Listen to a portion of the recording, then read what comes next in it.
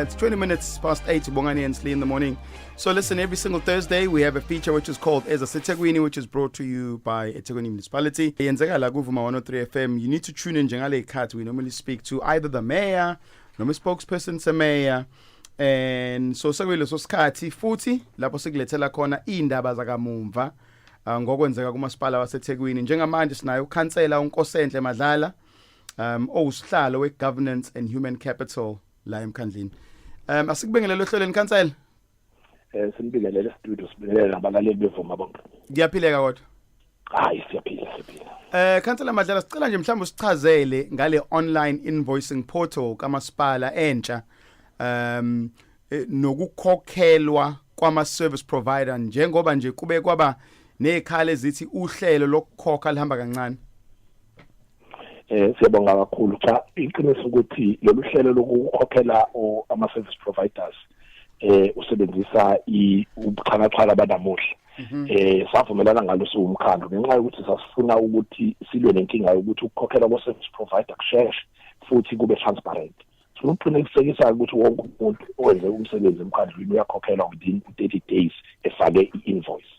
Ngale system entsha ke usuzokwazi ukuthi ufake i-invoice yakho uyibone ukuthi isikuphi izigaba zama approvals ukuze ukwazi ukuthi uma kukhona okushodayo ukwazi ukuthi ugcwalise.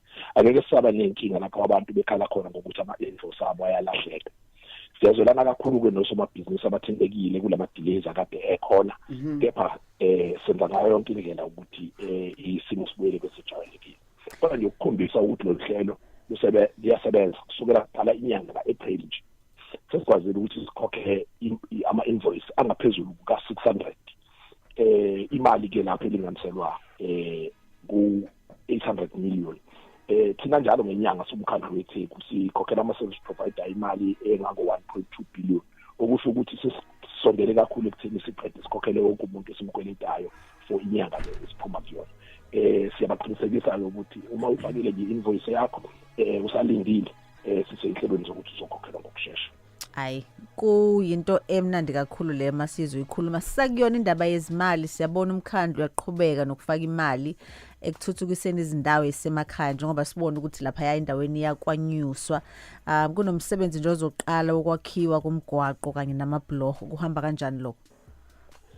Kuyasijabulisa kakhulu ukuthi somkhandlu weTheku siyaqhubeka nokuthuthukisa indawo zasemakhaya kwazise ukuthi iTheku leli linamadolobha ahlukile linendawo eziningi zasemakhaya ngaphansi kwamakhosi. Ngakho ke lezi inhlelo esizenzayo ziyakhombisa ukuthi nendawo zasemakhaya zibhekelelile. Ingakho nje sifake imali engako 1.2 million ukulungisa umgwaqo obizwa ngokuthi uTonono Road lapha endaweni yakanyuswa ngaphansi kukaKhansela uLthuli. Omunye umsebenzi ke esiwenzayo kule ndawo ukulungisa ibridge lasemqheku elalibhugulekile ngekhathi zekhukhula kanye nezindlu futhi ezindala zama-RDP siyakwazi siyilungise kuwona wonke u-Ward 2 ngaphansi kaKhansela uLthuli. Kanti uma uya lapha ewadingeka amakhelwane nje eWard 8 kwaNgcolosi umnyango wezokuthutha Department of Transport ubambisene nathi siyaqhubeka silungisa umgwaqo lapha uwona omkhulu uBlessing Nenela Road osuka phezulu eHillcrest ushone phansi kanqashi uzophuma kaNgcolosi. Kuyona futhi le ward umasipala uphothula umsebenzi wokufakwa kwamakhebula amasha kagesi nama-substation ukuze sikwazi ukuthi siyiqede le nkinga ukuthi kuhlale ugesi uvele ucime nje esikhaleni ngenxa yobuningi bedemand. So isikhathi ku-23 minutes past 8 Bongani and Slee in the morning. We are right in the middle of a conversation with the feature ebizwa ngeza seThekwini, which is brought to you by umasipala weTheku. Yenzeka every single Thursday ngabo 20 past 8. Njengoba sesigoqa nje Khansela Madlala, siyabona ukuthi niyaqhubeka nomkhankaso wokuthula isabelo mali sika 2026-2027 emphakathini. Mhlawumbe nje usitshele kafushane ukuthi ngesonto elizayo nizohambela miphi imphakathi? Siyabonga kakhulu cha uyaqhubeka umkhankaso la khona sithula khona isabelo zimali kusho ukuthi i-draft budget elinganiselwa ku-74.7 billion rands esihambisa emphakathini ukuze sithole imbono. Siyagqugquzela kakhulu kwemphakathi ukuthi isondele ikwazi ukuthi beyingxenye yaleni hlangano elandelayo endaweni zabo ezahlukahlukene. Ngomhla ka4 May sizobe sihlangene nomphakathi waseChatsworth and surroundings.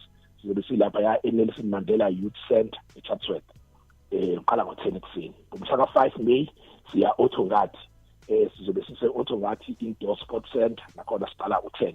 ngomhla ka6 siyohlangana nomphakathi wase South eningizimu yeTheku lapha ya eMnini Sports Ground eMgababa nakhona isikhathi sifanayo sika 10 8 May siyohlangana nomphakathi wase Claremont kwaDabela nendawo ezizukezile lapha ya Sugar Ray Club Stadium eClaremont bese kuthi ngomhla ka9 siyovala lapha ya ngomhla ka9 May siyovala lapha ya ngomhlangano wase North eJL Dube Stadium eNanda ngakho ke siya wonke lemhlangano iqala u10 again nje kuzela umphakathi ukuthi isondele ukuze izimvo zawo zizwakale. Sisibonga isikhathi sakho Mhlonishwa. Siyabonga kakhulu libe losuku oluhle. So that was eThekwini Municipality Chairperson for Governance and Human Capital, Unkosenhle Madlala, speaking to us on eThekwini Matters.